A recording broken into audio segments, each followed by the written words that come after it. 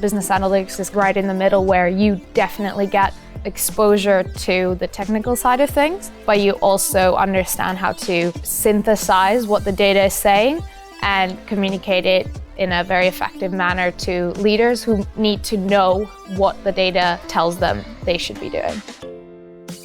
It was really well balanced. There was obviously lectures, but it didn't feel like people are talking at me. A lot of it was lab-based. We had the opportunity to learn Python and R, which was brilliant, and I really took advantage of that.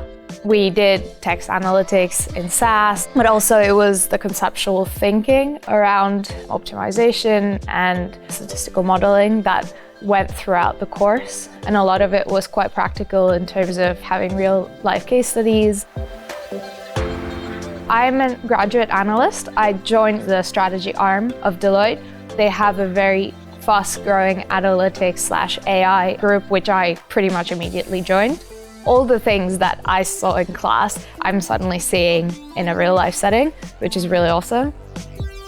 I did my dissertation with a cloud marketing startup, and it was building a simulated model of the best algorithm that will, over time, optimize markdown pricing for retailers. So I wrote the program myself in Python, and I wrote the dissertation looking at the theoretical understanding of the demand modeling.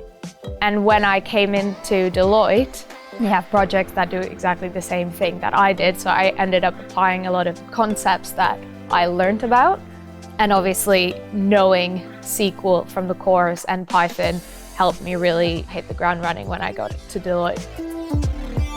I'm really glad that I chose MSc Business Analytics because it helped me focus on what I really wanted to do and gave me the opportunities and the time to drill down deep into the areas which I was really interested in and the technical skills that I wanted to get out of it.